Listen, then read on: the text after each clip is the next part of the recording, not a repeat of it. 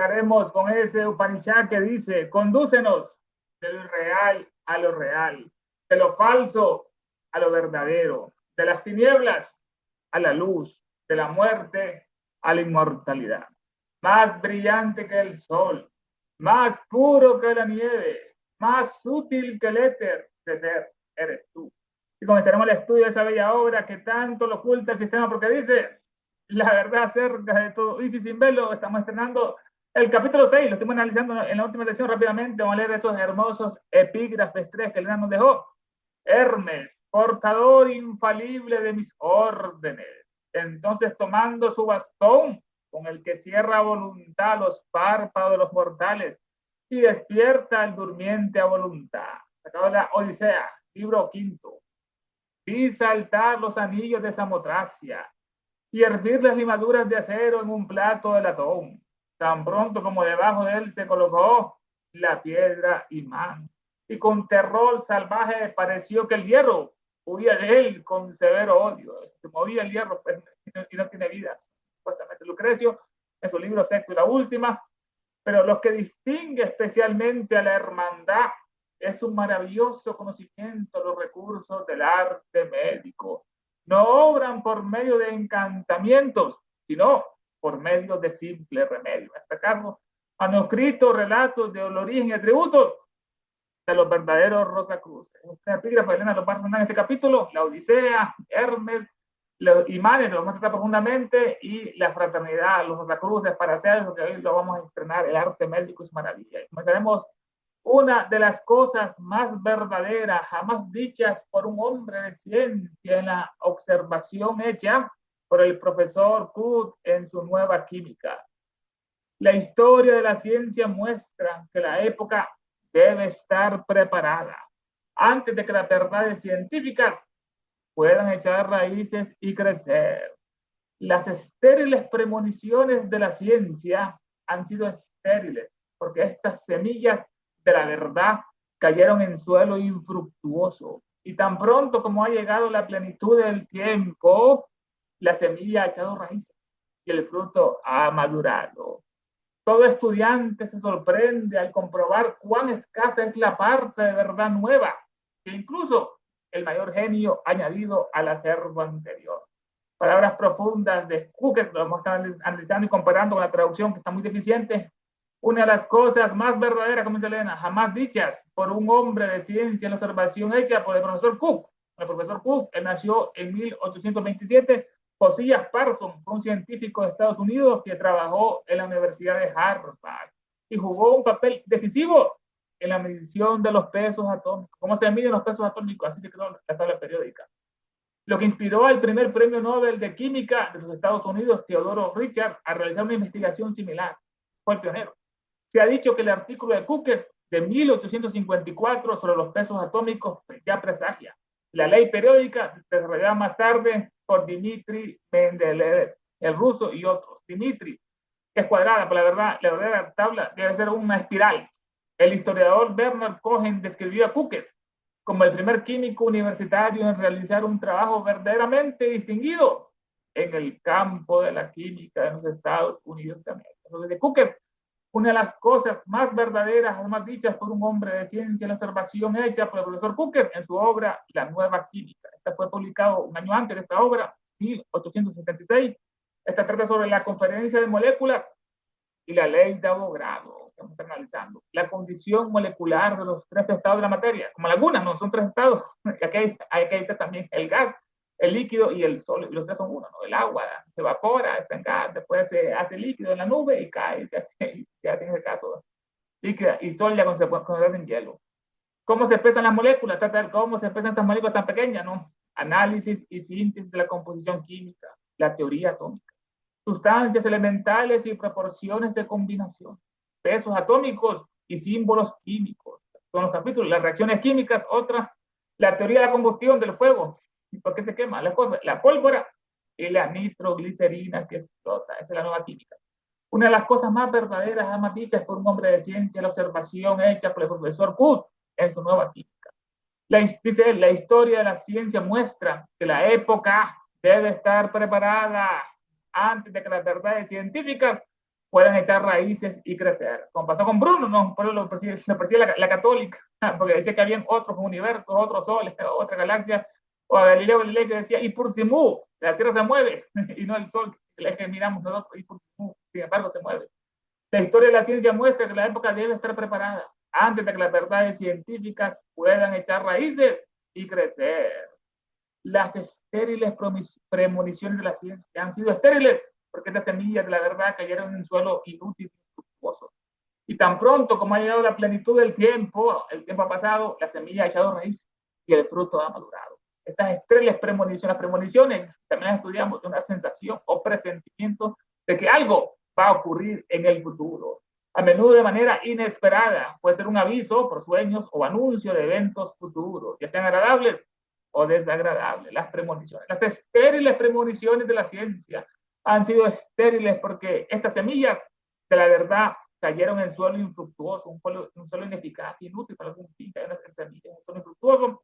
Y tan pronto como ha llegado la plenitud del tiempo, allá dice otra cosa, el PDF no dice plenitud, dice, pero tan luego como el tiempo puso el abono, es muy diferente poner el abono del tiempo que la plenitud del tiempo, la simiente echó raíces y más tarde dio los frutos, dice allá. Tan pronto como ha llegado la plenitud del tiempo, la semilla ha echado raíces y el fruto ha madurado. Todo estudiante se sorprende al comprobar cuán escasa es la parte de verdad nueva que incluso el mayor genio ha añadido al acervo anterior. Parte final, todo estudiante se sorprende al comprobar cuán escasa es la parte de verdad nueva, lo que le pude añadir, la parte de verdad nueva, que incluso el mayor genio ha añadido a ese acervo anterior. El acervo es un conjunto de valores o bienes culturales acumulados por tradición o por herencia, los prejuicios, ¿no? La iglesia católica, la media luna de los musulmanes, todas esas cosas que los humanos comunes no pueden todavía trascender.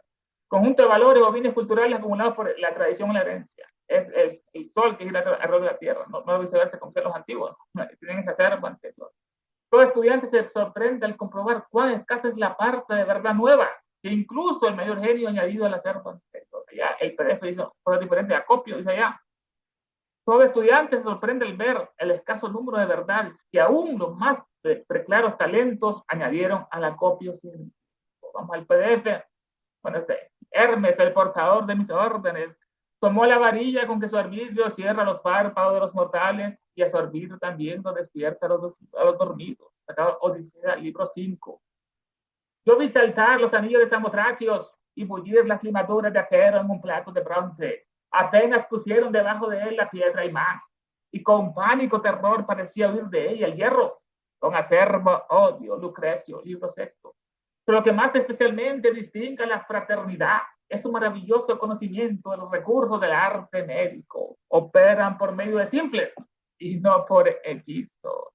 Manuscrito, informes al origen y atributos a los verdaderos recursos. Los epígrafes, dice, pocas verdades tan profundas han dicho los científicos como la expuesta por Cook en su obra Nueva Química. Aquí está más parco, más corto.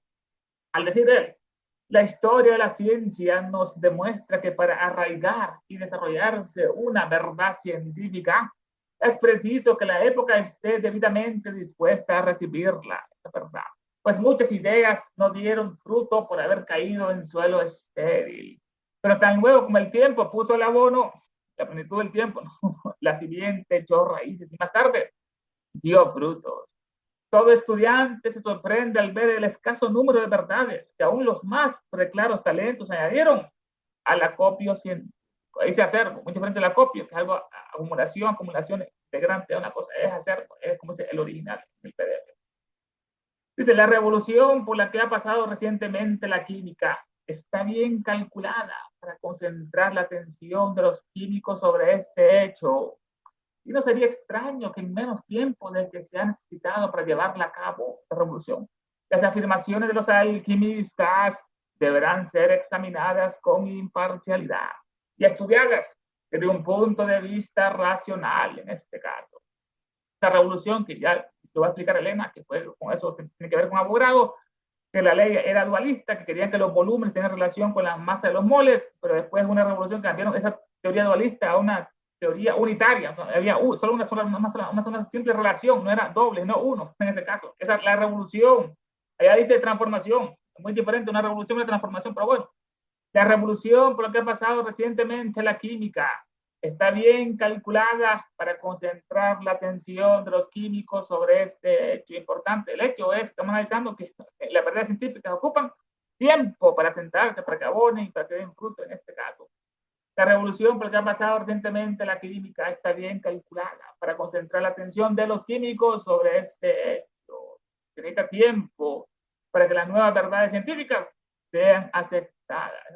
Y no sería extraño que en menos tiempo del que se ha necesitado para llevarla a cabo esa revolución, las afirmaciones de los alquimistas deberán ser examinadas con imparcialidad y estudiadas desde un punto de vista racional. No sería extraño que en menos tiempo esa revolución que se ha necesitado para llevar a cabo esa revolución, la reciente revolución por la cual se ha pasado la química actual, pasaron del dualismo al unitarismo. Las afirmaciones de los alquimistas, que la verdad alquimia deben ser examinadas. Los alquimistas, la alquimia literalmente dice la química de la naturaleza. En la doctrina secreta la va a analizar esta palabra, por la alquimia dice que se originó en una ciudad en Egipto llamada Chemis. Termina ahí, chemistry, que es química en inglés, chemistry.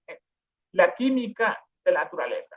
Es la ciencia por la cual pueden las cosas no solo ser descompuestas y recompuestas como hace la química, las cosas, ¿no? Sino por la que también su naturaleza esencial puede ser cambiada. Lo más importante de ese cambio es la transmutación en este caso, y elevada a más alto grado.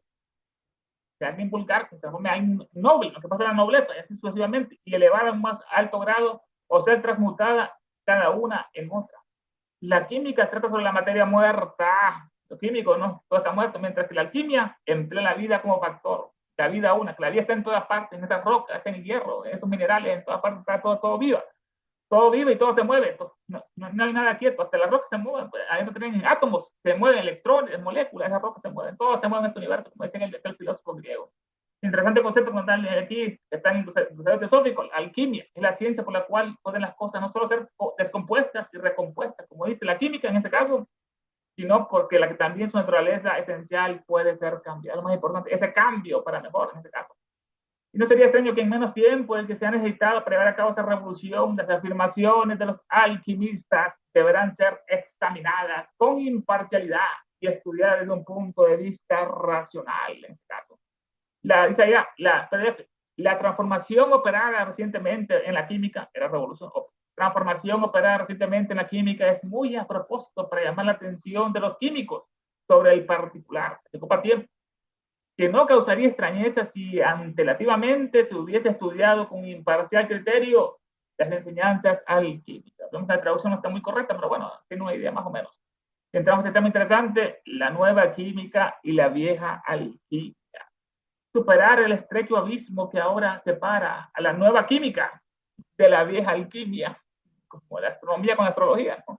Es poco nada más difícil que lo que le han hecho al pasar del dualismo a la ley de Avogadro. Fue esa revolución, pasaron del dualismo a la ley de Avogadro, que vamos analizando.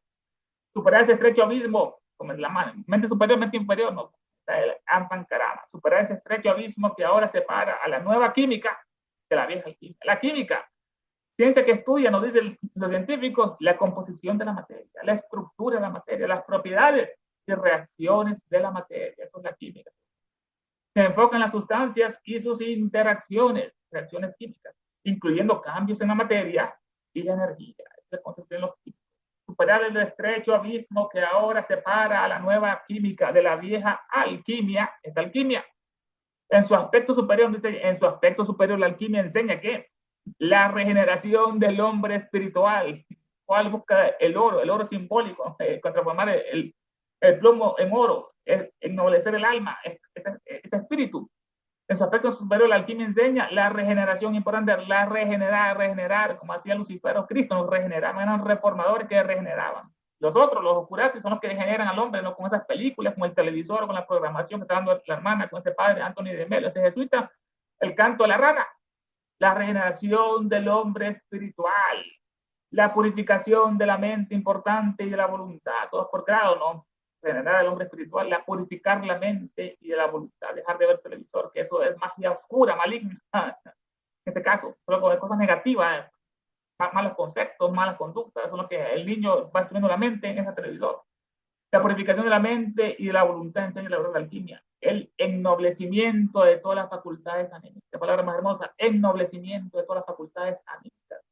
En su aspecto más bajo, la alquimia trata las sustancias físicas, lo que la gente piensa, ¿no? Convertirse en el oro para volverse rico y no trabajar. En su aspecto más bajo, trata de las sustancias físicas y abandonando el reino del alma viviente y descendiendo a la materia muerta, termina en la ciencia y la química de nuestros días. La verdadera alquimia es un ejercicio en mágico poder de la libre voluntad espiritual del hombre. Qué bella frase, ¿no? La verdadera alquimia es un ejercicio, como el músculo, un ejercicio del mágico poder de la libre voluntad espiritual del hombre. Y por esta razón no puede ser practicada sino por aquel que ha renacido en espíritu. Por más que busque el oro, no lo va a transmutar con esa piedra filosofal si no se ha regenerado, si él no tiene esa vibración que ha cambiado, no se ha ya transmutado en ese caso. Por esta razón no puede ser practicada sino por aquel que ha renacido en espíritu la alquimia. Superar el estrecho abismo que ahora separa la nueva química de la vieja alquimia es poco o nada más difícil que lo que han hecho a pasar del dualismo a la ley del abogado. El dualismo, una doctrina doble, hablaba que todas las reacciones eran de los gases específicamente, afectaban dos factores, el volumen, la cantidad de sustancias en moles que hay en ese gas, volumen y cantidad de sustancias. Ese era el dualismo de ellos.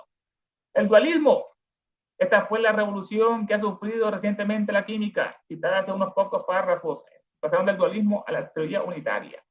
El dualismo, la ley de Avogadro, es unitaria. Afirma que volúmenes iguales de diferentes gases, oxígeno, neón, volúmenes iguales de diferentes gases a la misma temperatura y presión atmosférica contienen el mismo número de moléculas. Interesante, el mismo número de moléculas, estos gases, ¿no? Por los mismos volúmenes, lo que implica una relación directa entre el volumen y la cantidad de sustancia en moles. No establece una dualidad, sino estamos ya en la filosofía de los orientales, la Vedanta, ¿no? Que están los que creen en la unidad, otros son dualistas, que no es que los abaita, no es que no establece una dualidad, sino una relación simple y directa entre estas variables, entre volumen y los moles, la cantidad de sustancia. La ley de Avogadro establece que volúmenes iguales de gases diferentes a la misma temperatura y presión contienen el mismo número de moléculas. El volumen de un gas es directamente proporcional al número de moles de gas presente. Entre más volumen, más número de moles. Entre más sustancia, más volumen de gas. Esta relación es la base de la ley de Avogadro y es fundamental para comprender el comportamiento de los gases. No hay una dualidad, esa fue la revolución en la ley de Avogadro. Es una afirmación de una relación simple y directa entre volumen y cantidad de sustancias. No son dualistas, no son abaitas, unitarios. La ley de Avogadro nació en 1776, Amadeo. Era un gran físico, químico italiano, profesor de física en la Universidad de Turín. Formuló la ley de Avogadro, avanzó en el estudio y desarrollo de la teoría atómica y en su honor se le dio el nombre del número de Avogadro. Y este número es una de las 7 constantes, son 7, ¿no? 7 constantes que definen el sistema internacional de medida, ¿no? Los metros, los decimales, estas cosas.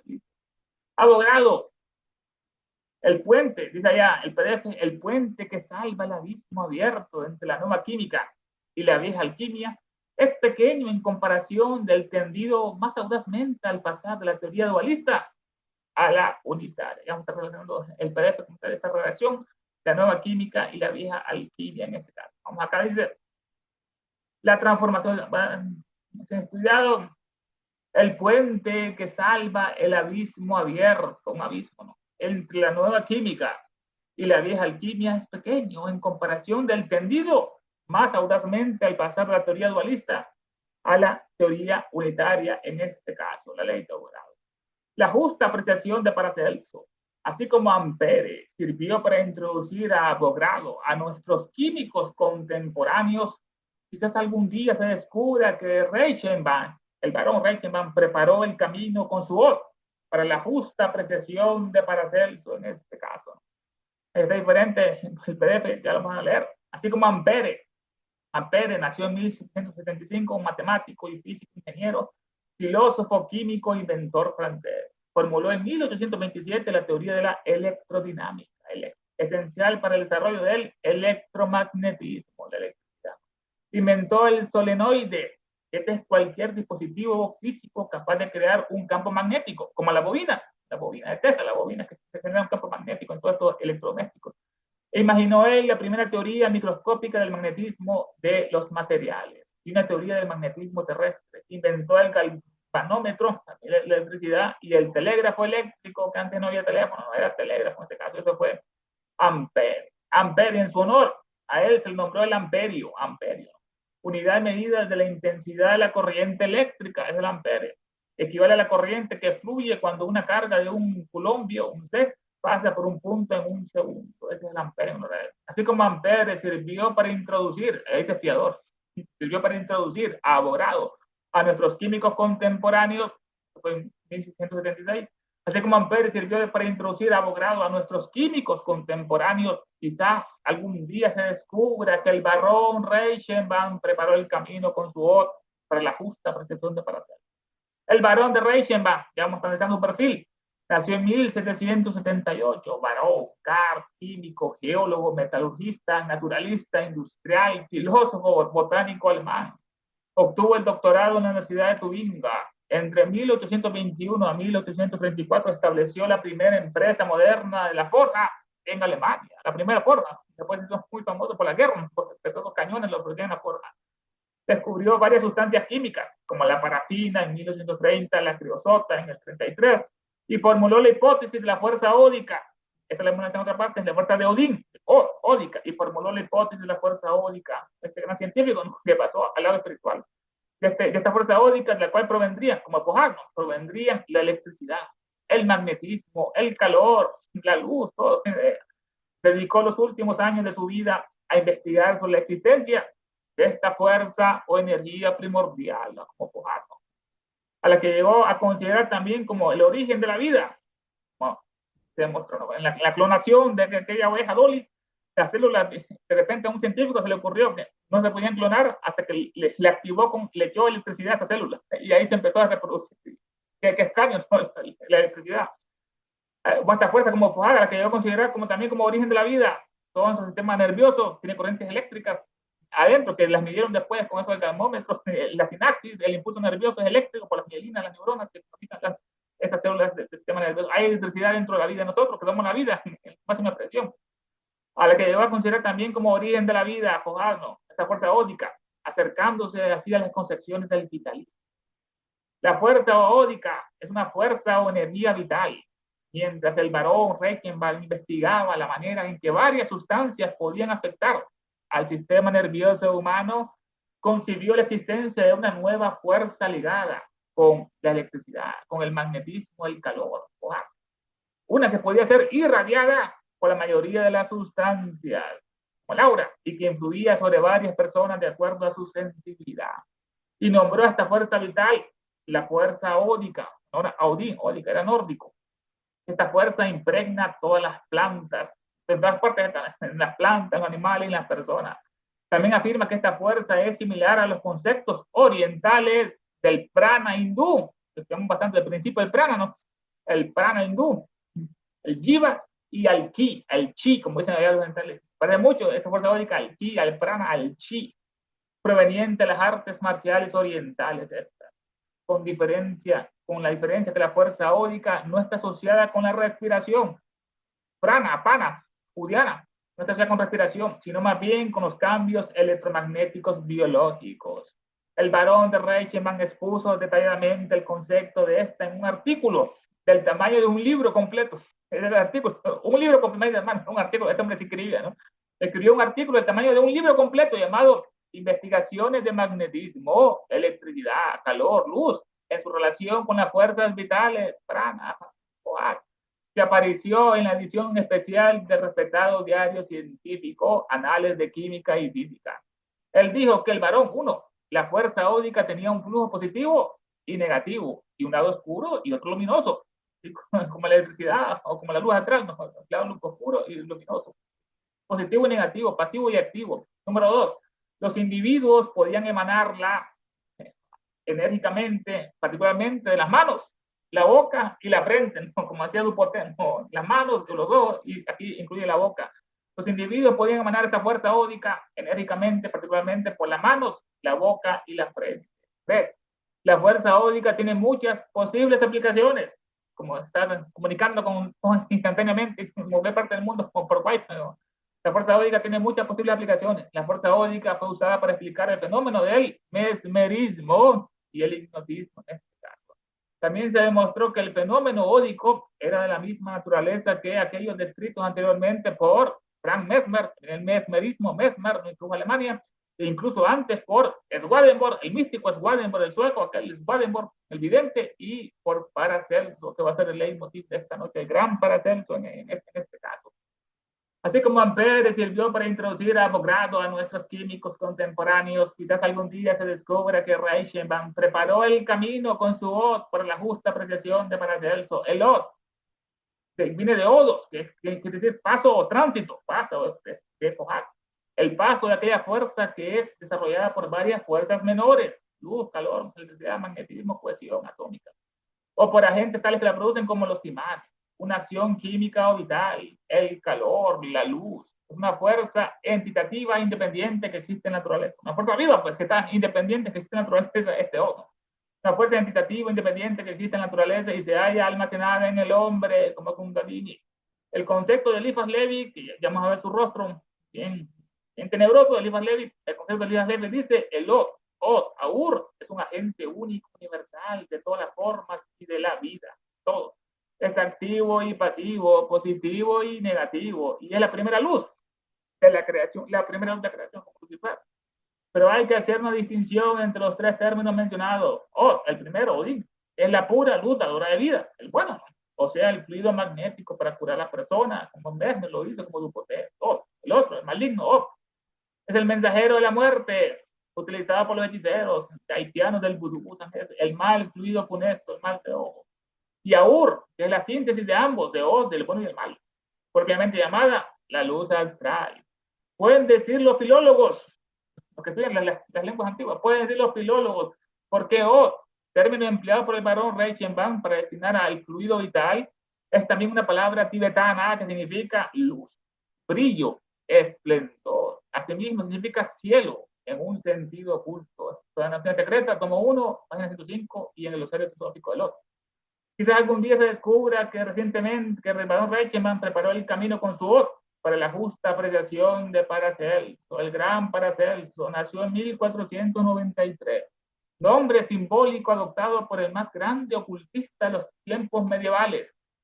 Allá nos decían una parte de que Helena, una encarnación previa, era Paracelso en este caso. Imagínense, hermanos, Paracelso fue una encarnación previa a Helena como el conde de Cagliostro.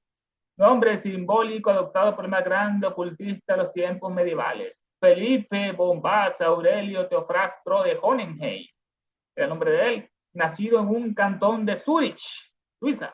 Fue el más hábil médico de su tiempo y el más renombrado por la curación de casi todas las dolencias mediante la virtud de talismanes que él mismo preparaba, así curaba a la gente, no con los talismanes. En este caso, jamás tuvo un amigo en este caso. Se está cortando. Otra vez. Ernesto, Otra vez mi nombre. sí, se está cortando la voz. Ok. Bueno, Paracelso dice que jamás tuvo un amigo. Antes, al contrario, estaba rodeado de enemigos, de los cuales los más acérrimos eran los eclesiásticos y sus partidarios. Que fue acusado de haber hecho pacto con el diablo. De eso lo acusaron, ¿no? Hizo pacto con el diablo. Es cosa muy natural. Así como no debe admirarnos que fuera al fin asesinado por un enemigo desconocido a la temprana edad de 48 años. Murió en Salzburgo, dejando a la posteridad numerosas obras que son aún en día altamente apreciadas por los cabalistas y los ocultistas en este caso. Vamos a ver unas imágenes, las podemos ver acá. Primero tenemos acá lo que es este caballero, era Josías Cook. Empezamos con él, con su nueva química, el gran químico norteamericano que estudió lo que es cómo medir los pesos atómicos y ahí se presagió lo que es la tabla periódica. También en su semblante, en vez de nobleza, científico en este caso, norteamericano, Josías Cook, era el nombre de él. El otro, Dimitri Mendeleev, la tabla periódica de rostro, hermano, un más profundo, ¿no? Un gran científico, fue la tabla periódica de Mendeleev, tiene ese rostro, esa nariz, esa barba, ese cabello. Dimitri, fue que tuvo después toda la fama, en ese caso, en lo que es la tabla periódica de los elementos. Dimitri Mendeleev. La obra de Josías Q, La Nueva Química, donde Elena comenzó este capítulo con esa hermosa palabra, de las grandes verdades que dijo este hombre, La Nueva Química, New Chemistry, publicada por Josías Q. Este de acá, bueno, estamos hablando de la alquimia. La alquimia, la verdadera regeneración. Aquí tenemos un gran alquimista que fue inmortalizado después por Goethe, el gran autor alemán, en esa obra inmortal del Fausto, que el doctor ya anciano hace un pacto con el diablo y se rejuvenece. Pero al principio era un gran alquimista, está vestido de verde, es el color de Rafael, de la medicina. El diablo está con rojo y con violeta, son sus colores según de acá. Aquí está haciendo el pacto, viene aquí de su antebrazo, como está haciendo el pacto de sangre, en este caso con Fausto. Goethe, el gran alquimista, la ley de abogado, estoy analizando, mira bien, aquí estaba la teoría unitaria y la revolución que hubo dualista después, la que se decía aquí que en primero están la cantidad de volumen de un gas, tiene una relación directa con las moléculas, que aquí son 8 moléculas. Si le aplicamos más gas, aumenta el número de moléculas con la misma presión arterial y a la misma temperatura, y ya echamos el gas, entonces ¿qué pasa? Aumenta el volumen. Esto se dispara para arriba, así se demuestra esta ley de Avogadro que es unitaria y que no es dualista en este caso, la ley de Avogadro. José Scott, vamos aquí, miramos a este señor, también abogado, diferente su semblante, mi hermano, lo que es la mirada profunda, ojos grandes, la nariz, este italiano de Turín, abogado, era diferente.